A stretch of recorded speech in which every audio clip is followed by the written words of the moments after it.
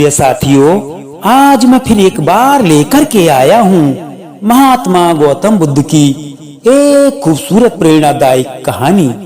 दोस्तों, जब महात्मा बुद्ध के उपदेश से इस राजा को अपनी अज्ञानता का एहसास हुआ, महात्मा बुद्ध के समय एक बार कौशल नरेश को अपने एक सेवक की स्त्री से बहुत बेशुमार प्यार हो गया।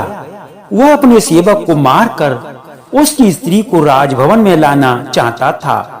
एक दिन की बात है, उसने सेवक को बुलाया और उससे दूर एक नदी के किनारे से कमल का फूल और लाल मिट्टी लेकर शाम तक वापस आने को कहा।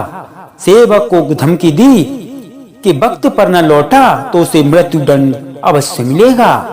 नदी राजभवन से काफी दूर थी। सेवक वहां दौड़ता हुआ नदी पर जा पहुंचा और सब सामान लेकर भागता हुआ वापस लौटा। लेकिन कौशल नरेश के मन में चोर छिपा था।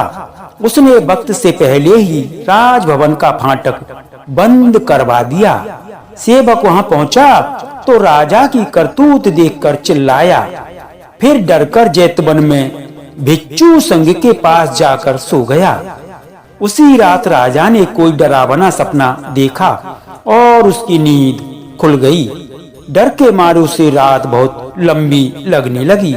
दूसरे दिन वह बुद्ध के पास अपने सपने के बारे में बात करने पहुंच गया।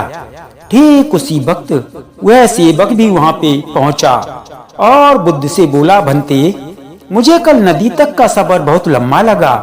इस पर भगवान बुद्ध बोले, एक को रात लंबी जान पड़ी, दूसरे को मार्ग लंबा लगा। इसी तरह अज्ञानी लोगों को यह संसार चक्र बहुत लंबा लगता है, जबकि सृष्टि अनंत काल से चली आ रही है। जहाँ सागर थे वहाँ रेगिस्तान है, जहाँ जंगल थे आज वहाँ पहाड़ हैं। इस सृष्टि में वे परम अज्ञानी है जो नहीं जानते कि यहाँ उनका कुछ भी नहीं है। ज्ञान ही वह रास्ता है जिससे हम समय को कितने भी छोटे रूप में देख सकते हैं। बुद्ध की वाणी ने असर दिखाया। कौशल नरेश ने तत्काल महात्मा बुद्ध के साथ ही अपने सेवक से माफी मांगी और प्रण किया कि अब ऐसा कभी भी नहीं करेगा। दोस्तों, यह कहानी आपको कैसी लगी, एक बार कमेंट में जरूर बताएं।